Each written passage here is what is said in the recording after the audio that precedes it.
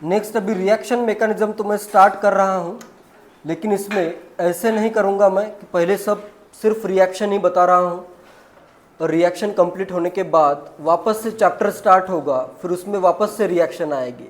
उससे बेटर है कि जैसे अगर कुछ चैप्टर चल रहा है तो उसमें कुछ रिएक्शंस आएगी, चैप्टर भी साथ में ही चलेगा। जैसे अभी स्टार्ट अगर मैं करता हूँ, अल्केन से स्टार्ट करता हूँ, तो उसमें जो भी थ्योरेटिकल पॉइंट्स आते हैं या जो भी कॉन्सेप्ट आते हैं तो वो भी पढ़ेंगे, साथ में रिएक्शंस भी पढ़ेंगे, ठीक है। तो फिर मुझे चैप्टर को वापस से पढ़ाने की ज़रूरत नहीं पड़ेगी, ठीक है। जैसे स्टार्ट करता हूँ मैं, सबसे इजी है अल्केन्स की रिएक्शन, सबसे इजी है क्योंकि इसके बहुत कम reactions. Reactions of alkenes as a chapter भी ले सकते हो इसको, रिएक्शंस ऑफ अल्केन्स। अल्केन्स की रिएक्शन देखते हैं कौन कौन सी है। पहले तो अल्केन्स से स्टार्ट करता हूँ, रिएक्शन बाद में आएगी, ठीक है। अल्केन्स क्या है क्या नहीं, इसके थ्योरेटिकल पॉइंट्स देखते हैं। अल्केन, अल्केन्स को क्या कहते हैं, और पहले तो एक हाइड्रोकार्बन है, ये तो सबको पता ही है। हाइड्रोकार्बन में भी अल्केन में कौन से बॉन्ड प्रेजेंट होते हैं कार्बन के बीच में, सब सिंगल बॉन्ड प्रेजेंट होते हैं, ठीक है। क्लियर है सबको। और क्या कहते हैं, सैचुरेटेड हाइड्रोकार्बन से। अल्केन्स क्या है, सैचुरेटेड हाइड्रोकार्बन से। क्यों सैचुरेटेड है?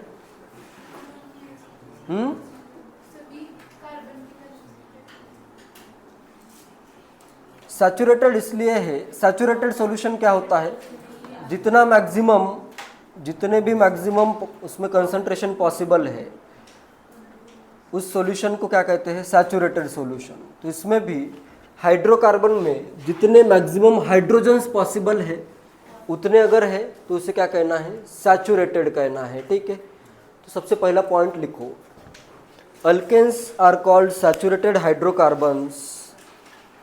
Alkanes are called saturated hydrocarbons because they are saturated with hydrogen, because they are saturated with hydrogen.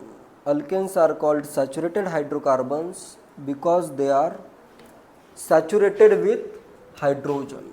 Saturated with hydrogen मतलब जितने मैक्सिमम पॉसिबल हाइड्रोजन है उतने अल्केन्स में होते हैं, ठीक है। क्लियर है। बाकी ये तो लिखवाने की ज़रूरत नहीं है, जनरल फार्मूला चाहे तो लिखवा देता हूँ, ये तो बहुत ही ईजी है। जनरल मॉलिकुलर फार्मूला क्या होता है अल्केन के लिए, CnH2n+2 होता है, ठीक है। General molecular formula is CnH2n+2। इसको बहुत इजीली समझ भी सकते हो। जैसे अगर मैं स्ट्रेट कार्बन में लूँ तो हर एक बीच के कार्बन पे 2-2 हाइड्रोजन है और टर्मिनल पे 2-2 के साथ एक एक्स्ट्रा भी है, 3-3 है, तो 2 वाले ये 2 एक्स्ट्रा आ जाते हैं, ठीक है। क्लियर है। नेक्स्ट, हाइड्रोकार्बन मेनली अल्केन्स जो है अर्थ पे भी मिलते हैं और अर्थ को छोड़ के और भी प्लैनेट्स पे हाइड्रोकार्बन प्रेजेंट है, ठीक है। अर्थ में तो है ही, अर्थ के साथ और भी कुछ प्लैनेट्स पे जैसे जुपिटर है, नेपच्यून है, इन प्लैनेट्स पे भी क्या है, अल्केन्स प्रेजेंट है। तो ये पॉइंट नोट करो। Next, alkanes are widely distributed, alkanes are widely distributed both on earth, widely distributed both on earth and on other planets, both on earth and on other planets. अर्थ पे कहाँ पे होते हैं alkane, पता है क्या? अर्थ पे अल्केन नॉर्मली कहाँ पे प्रेजेंट होते हैं, कुछ आइडिया?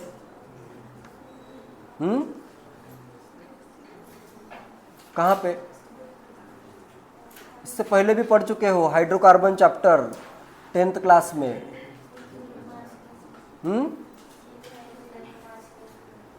मार्श गैस मीथेन होता है, ज़्यादा चाहिए मुझे। मार्श गैस तो मीथेन होता ही है। कहाँ पे होता है? पेट्रोलियम में होता है और नेचुरल गैस में होता है। ठीक है, नेक्स्ट पॉइंट यही है। Alkanes on earth are found in alkanes on earth are found in natural gas and petroleum. कहाँ पे मिलता है ये? फाउंड इन नेचुरल गैस जो होता है उसमें भी है अल्केन्स, एंड पेट्रोलियम में भी है। ठीक है, पेट्रोलियम और पेट्रोल अलग अलग है, या फिर इसको क्रूड ऑयल भी कहते हैं कभी कभी। पेट्रोलियम को क्रूड ऑयल कर देता हूँ। ठीक है, क्रूड ऑयल कहाँ पे होता है प्रेजेंट? अर्थ के क्रस्ट में या अर्थ के ग्राउंड सरफेस जो है उसके नीचे प्रेजेंट होते हैं। पता है सबको? नेक्स्ट, कैसे फॉर्म होता है ये? या फिर इसको और कुछ कहा जाता है क्या? नेचुरल गैस पेट्रोलियम को और कोई वर्ड याद आ रहा है?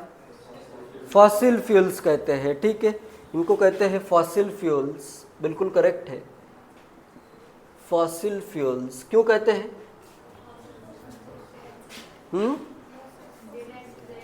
Dead animals and plants.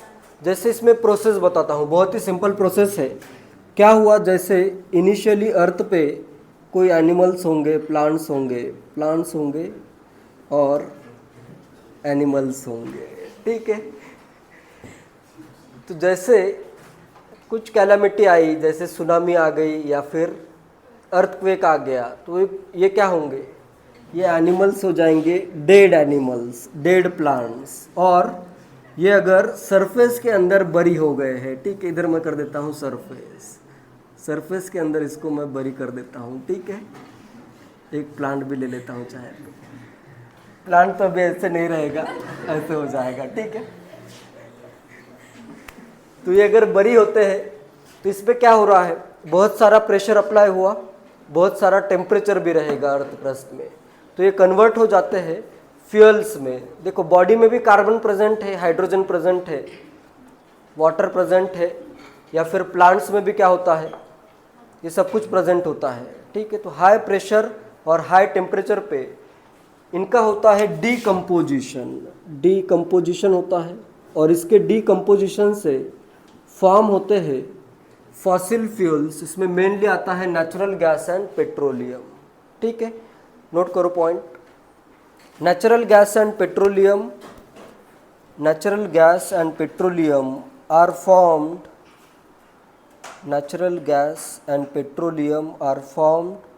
by the decomposition of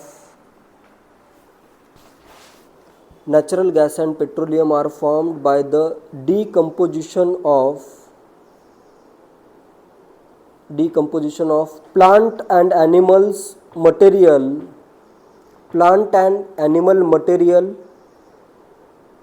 that has been buried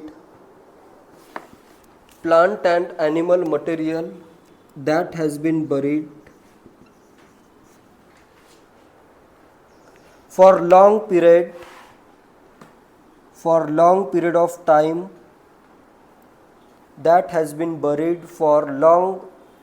time, in earth's crust, long period of time in earth's crust, in an environment with little oxygen,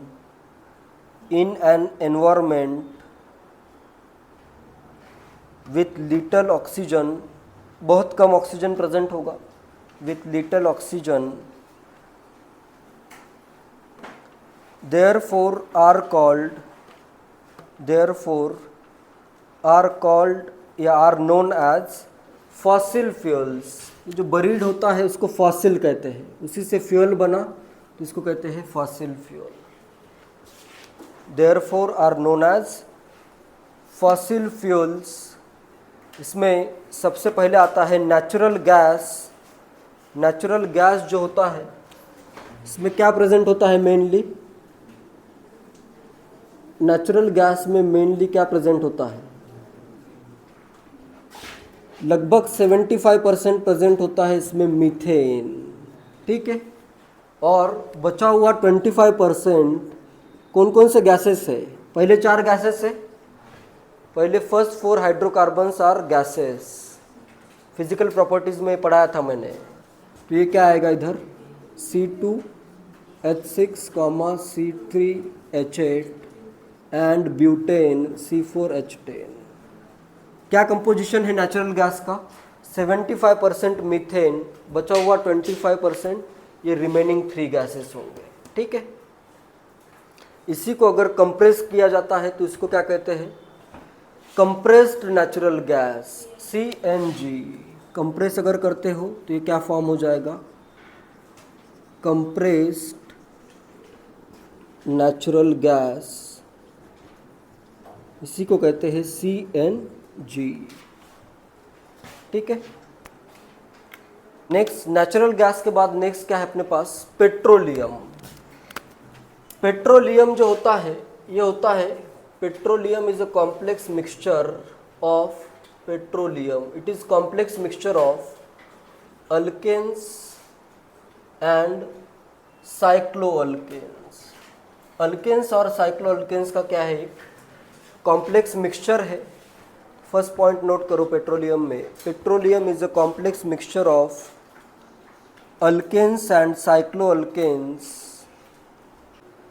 petroleum is a complex mixture of alkanes and cycloalkanes. Separate कैसे किया जा सकता है इनको? क्या use करना पड़ेगा? Separation की टेक्निक्स बताई थी मैंने, उसमें क्लियरली मैंने मेंशन किया था। क्रूड ऑयल के सेपरेशन के लिए कौन सा मेथड यूज होता है? फ्रैक्शनल डिस्टिलेशन यूज होता है। That can be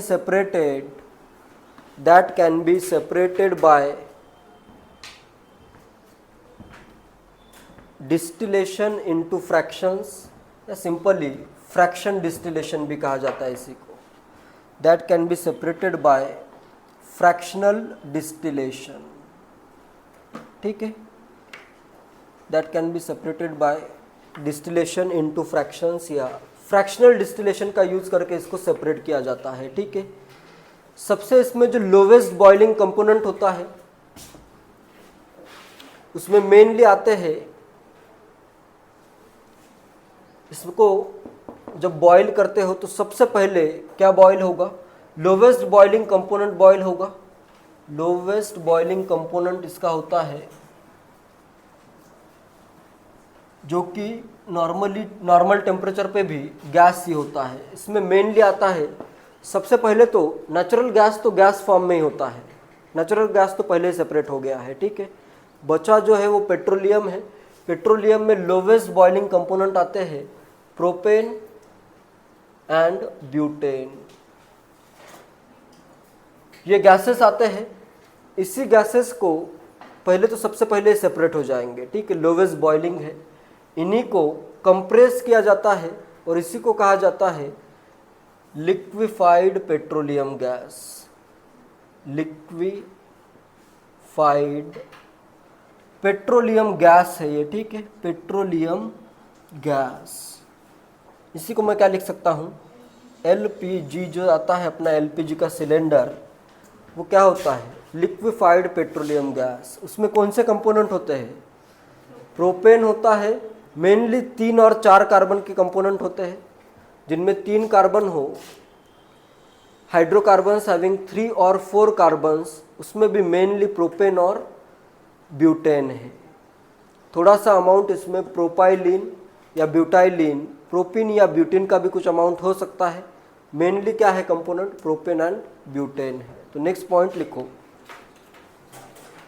the fraction that boils at the lowest temperature, the fraction that boils at the lowest temperature, hydrocarbon containing 3 and 4 carbon, the fraction that boils at the lowest temperature, hydrocarbon containing 3 or 4 carbon is a gas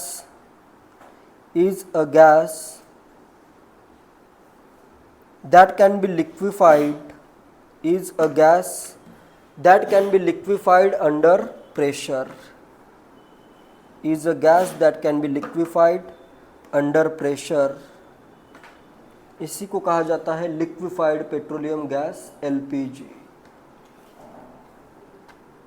fraction distillation अगर होता है petroleum का तो उसमें देखो अलग अलग fraction आ रहे हैं, तो इसको मैं अलग अलग फ्रैक्शन को ऐसे रिप्रेजेंट करता हूँ। ये अपना फ्रैक्शनल डिस्टिलेशन का कॉलम है, इसमें अलग अलग जिसका बॉइलिंग पॉइंट लोवेस्ट होगा वो सबसे पहले बाहर जाएगा। तो सबसे पहले तो यहाँ पे क्या बाहर चला जाएगा, नेचुरल गैस अपने को सबसे पहले मिलेगा, ठीक है। नेचुरल गैस या फिर liquid petroleum gas. Natural gas तो वैसे भी अर्थ क्रस्ट में भी गैसेस फॉर्म में ही होता है, ठीक है। सबसे पहले यहाँ पे ये लिक्विड पेट्रोलियम गैस जो है मीथेन और प्रोपेन, ये सबसे पहले बाहर चले जाएंगे। नेक्स्ट यहाँ पे आता है, नेक्स्ट जो कंपोनेंट बचता है, देखो नीचे जैसे जैसे नीचे जाओगे उनका बॉइलिंग पॉइंट क्या होगा, हायर होगा। अलग अलग कंपोनेंट जो नीचे आ रहे हैं उनका बॉइलिंग पॉइंट हायर होता जाएगा, ठीक है। तो इसमें सबसे पहले तो ये नेचुरल गैस बाहर चला गया, फिर इधर आया एलपीजीबी गैसेस। एलपीजीबी क्या है, गैस है, वो भी बाहर चला गया।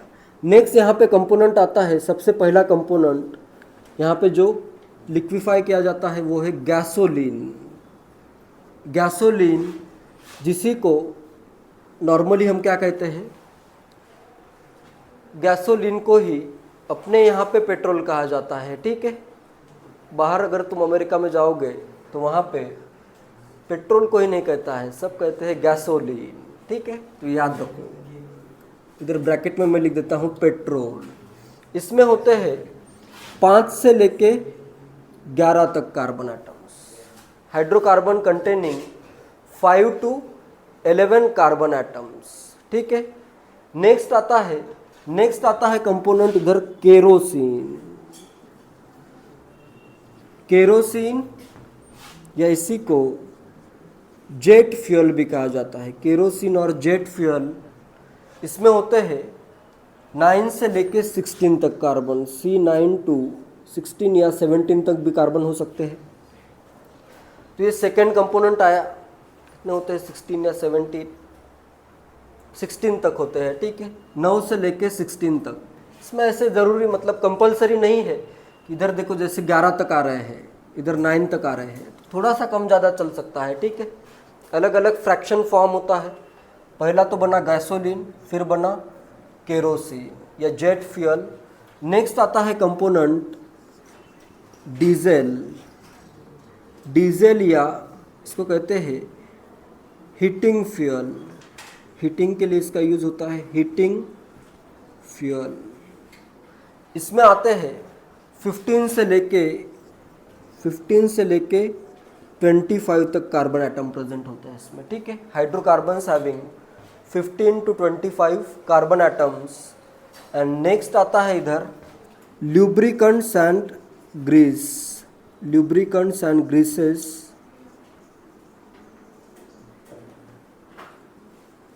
ल्यूब्रिकेंट या ग्रीस ये फाइनल इधर बच जाता है।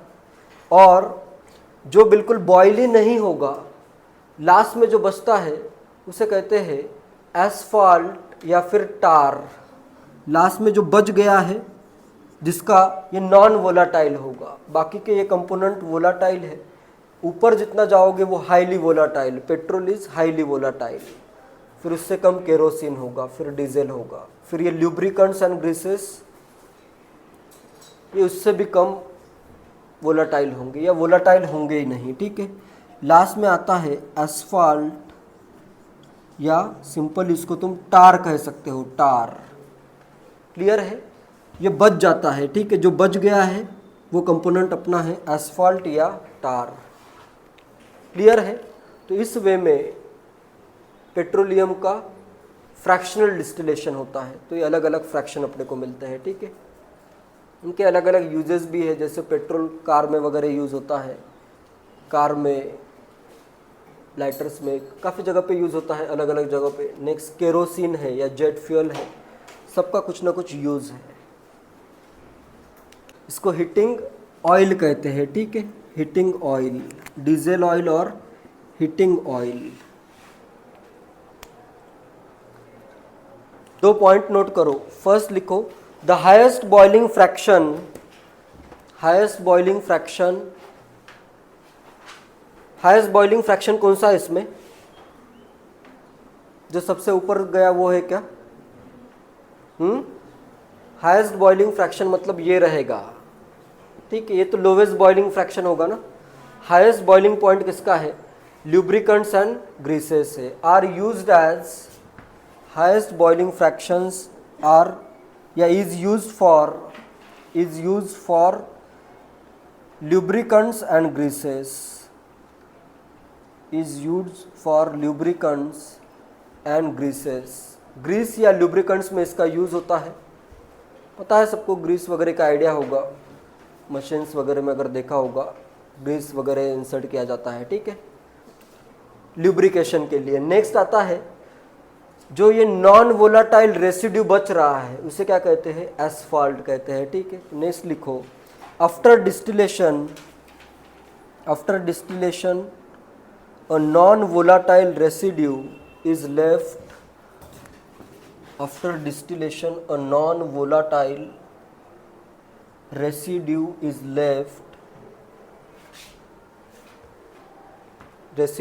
left behind, which we called asphalt or tar, which we call asphalt और टार।